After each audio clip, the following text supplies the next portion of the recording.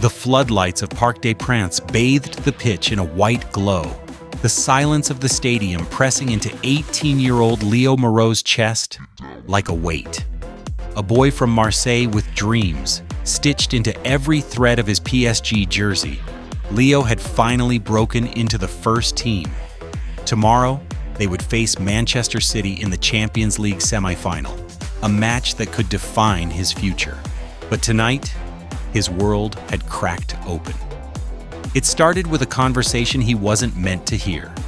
He had forgotten his cleats in the team lounge after a late recovery session.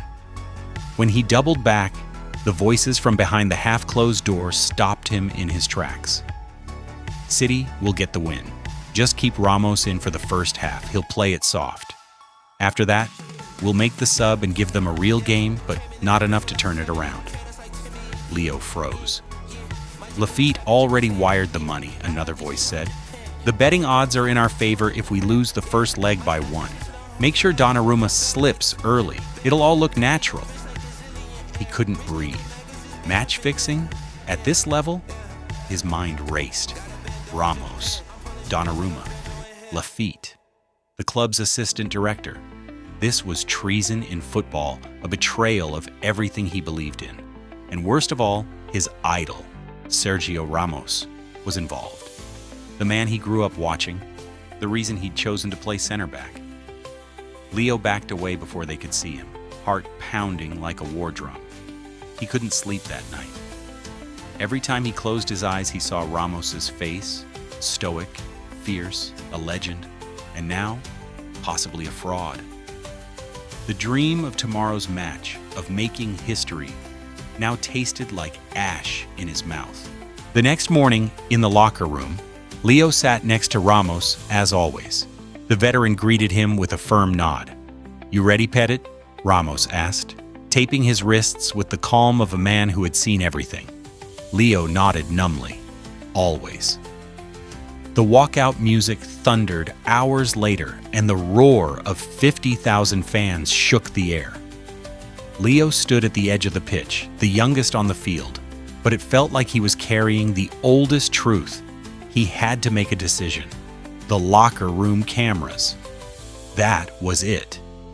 Between training and matchday prep, there were always surveillance cams in the lounge. If they were on last night, there was evidence. He slipped away at halftime, making his way to the staff offices under the pretense of checking an injury with the physio. His heart slammed in his chest as he accessed the AV room. He prayed the night's footage hadn't been wiped. And there it was. 2 grainy figures, one clearly Ramos, the other Lafitte. The dialogue faint but audible. His hands trembled as he copied the footage onto a USB drive and slipped it into his sock. He had enough to blow this wide open. But then came the voice in his head, "If you do this, your career's over. You'll be a rat, a snitch. No club will touch you." And another voice, "If you don't, you're part of it now." At full time, PSG had lost 2-1. Donnarumma's early error, Ramos's mistimed tackle, all perfectly played. Leo sat in the quiet corner of the dressing room. No one noticed his pale face, the way he held his breath as Ramos patted him on the back. "Well done out there," the captain said, locking eyes with him for a beat longer than necessary. Leo swallowed. Did he know? He couldn't wait any longer. That night, he emailed the footage, anonymously, to the League One Ethics Committee and UEFA Integrity Unit. He didn't sleep. He just waited. The fallout came within 48 hours. Media firestorm, internal investigations. Ramos and Lafitte were suspended indefinitely. The semifinal's second leg was postponed. UEFA opened a full-scale inquiry, and the club demanded answers. Leo was summoned. The boardroom was ice cold. Legal officers, coaches, executives, faces he had only ever seen behind glass doors. "You leaked this?" the president asked, his voice steel. Leo stood tall. "I did what was right." Silence. "You may never play again," one executive warned. Leo met his gaze.